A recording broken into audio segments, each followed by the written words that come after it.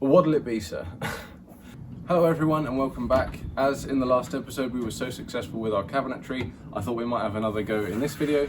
We have this old dressing table which Mum was considering throwing away but considering maybe doing something with, and we thought, well, I might as well have a go at it because, as I say, my cabinetry skills are very limited, so if I mess this up it doesn't matter, we can throw it away because it's not the most quality item, but if it goes well then we might end up using it or maybe selling it even, who knows. Mum's idea was to cut down these two drawers here just to make them smaller, two on either side, and then leave an opening in the middle so that you can sit underneath this. So we'll give it a whirl and see how it goes. Let's crack on. Hello again, folks. I had a feeling that this project was going to be quite fiddly and a bit of a challenge, so I thought to make my life easier, I'd just film everything without talking to camera because that's more for me to think about, and then try voicing over it retrospectively. That way I could explain what happened once I've got everything nicely edited down. And I've not done this before, so I'm actually quite interested to see how it goes. So let's get into it, shall we? And first of all, while you can see me here measuring up for the new drawer sides, I'll explain that my appearance has changed because it was cloudy when I started filming, but then the sun came out blazing hot, so I got all geared up for it in my sun stuff, and then it went back to being overcast for most of the rest of the day because, well, of course it did. Now I'm using the table saw to cut out the new sides, and while measuring up I did realise that the bottom drawer on the dressing table is deeper than the top drawer, so I'll have to be careful now not to get things mixed up. Just another small bit of complexity to add to this project.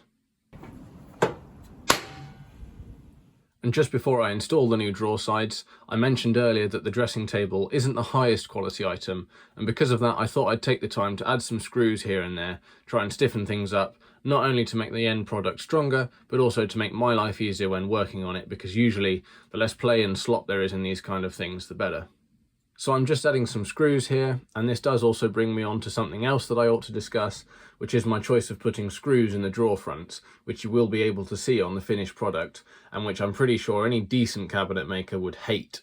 I believe the idea with this kind of work is usually to have any fasteners on the end product totally hidden so that the object appears to be one finished unbroken piece. However, I couldn't think of any way for me to hide these screws, apart from sinking them in and filling over them later, or another method of strengthening the drawers that didn't use screws, especially with the tools that I currently have available to me, so I stuck to my usual methods here. I don't mean to make excuses, but it is my first go at this. I haven't got a specific design I'm working to or need to achieve. The pressure isn't high for it to be a flawless piece, so it doesn't really make sense, I don't think, for me to spend loads of time or effort on making these improvements invisible. Plus, on a side note, to be honest, I don't really mind seeing the screws.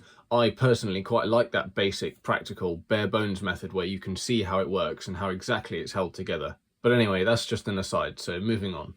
Now, I've left this footage in because it highlights a recurring difficulty I had in this project, which was thin material either splitting, disintegrating, or fasteners sticking out the side. I don't know if this is just my lacking skills or the low quality item I'm working on, but it happened quite a lot, and it was very frustrating. It made me drill and screw like I was doing brain surgery. I was being that careful. And generally overall it made the end result look worse because, foreshadowing, it ended up with quite a fair few splits and random holes in it where I had to have multiple goes at installing a fastener. Okay, now back to the drawer sides. I made sure that they were the right way up, tapped them into position, pre-drilled holes and drove in screws. A couple more screw heads in the drawer fronts, and everything so far is going so good. So my next step was to cut out that unwanted middle material. The bottoms of the drawer were very thin 5mm ply, which is hard enough to saw at the best of times, to be honest, let alone when it can't be held down securely like it can't here. But with a bit of perseverance I got through all 3 cuts on each drawer without the wood splitting or tearing out big chunks of the drawers too badly. And there we have it. 2 drawers have become 4, albeit a bit raggedy and rough around the edges, but hopefully they'll be fit for purpose. Right then, next I could start to add some framework to the table's carcass to hold the drawers in place now that I've made them smaller. And after a lot of head scratching, I first added these new pieces going front to back. I've got lots of this batten material kicking about, so I used the table saw to rip it down to the same size as those 2 original horizontal spars that I'm currently drilling through, and screwed them in place. A big part of my aforementioned head scratching revolved around the issue of how the f*** do I hold the horizontal spars up when I've cut the middle out of those 2 original ones without putting screws in through the top of the dressing table? And my solution to this was a couple of spars screwed vertically to the horizontals, secured to that lip underneath the tabletop. For this, I was able to use these pieces of drawbacks that I cut out a moment ago, and they're ideal because they've got these rounded edges. So it didn't take too long to rip them down on the table saw, cut them to length, pre-drill and screw them on. And now a bit of terrible editing trickery to cut out the middle of those horizontals. I didn't take enough shots to make it make sense. But we have now got the carcass opened up for sitting at like a proper desk. Just before we move on though, I do want to draw your attention to those cuts I've just made with that axe. I am aware that they don't look very good being flush with the outside edges like that as I'm showing here, and I will change that later. First though, I think it's time now to get some new panels cut to box in those new drawers and make everything look better, as well as much stronger. So I've cut some pieces of ply, and after fettling back and forth, check it, cut a bit more, check it, cut a bit more, and so on, I got this one to fit nicely. And now that I've done that, but before I screw it in place, here we go trimming those horizontals back just a little bit so that they don't jab whoever sat at the dresser when it's all finished. And the other thing I need to do before screwing the new sides on is fit some new rails to it, so that the drawers can run on it. If I forgot to do this now, I wouldn't have been able to get the drill or the driver in there, so here's a simple before and after shot of what I added.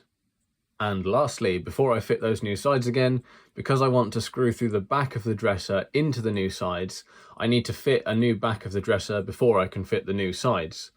I want to add this new back, a new piece of plywood, just to strengthen the whole thing further, and just generally add some weight and bulk to the thing. I like to build everything slightly overkill and very bomb-proof like this, just purely so it lasts longer. You build it strong and it lasts. Okay, so with all of that done, I can now screw the new side panel on, and that finishes then half of the project. All I've really got left to do now is the exact same thing to the other side of the dresser, so I won't bore you with it. Let's instead jump forward to a test of all 4 drawers now that they're fitted, and me showing you that annoying gap there between the top right drawer front and the new edge of the carcass. It's there because somehow I made this drawer too narrow, so I decided to use some of the drawer front I cut out earlier to make a new one for this drawer and hide that gap. But by this point I'd been struggling for hours with fiddly repetitive cuts, splitting wood, ill-fitting drawers and confusing redesign problems, so what you're about to see was the result of my attempt at a new drawer front, what I thought would be a nice simple swap out job, but turned out to be quite an irritating disappointment.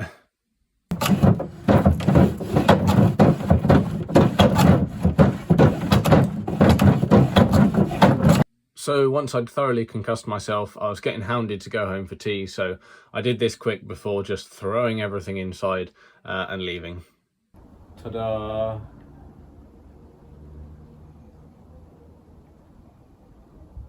I'm going home to probably get drunk. I'll come back and reconsider my actions tomorrow, I think, and also tidy up tomorrow. Yeah.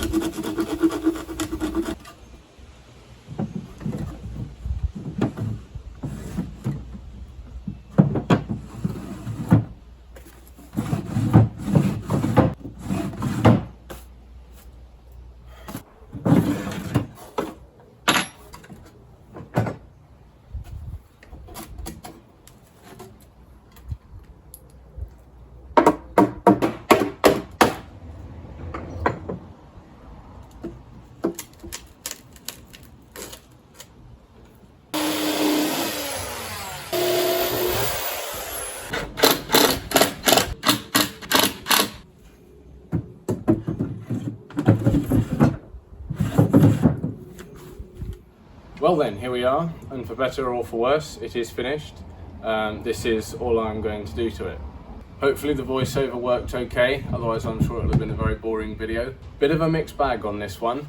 On one hand, there were some times yesterday when I got really quite frustrated, and I'm not overly happy with the end result. In my head, I suppose I had like a decent cabinet job. But then I have to remember on the other hand that it was my first time doing this, and that it was bound to not be fantastic, and also that normally things that I do do end up having rough edges, screws showing, that kind of thing.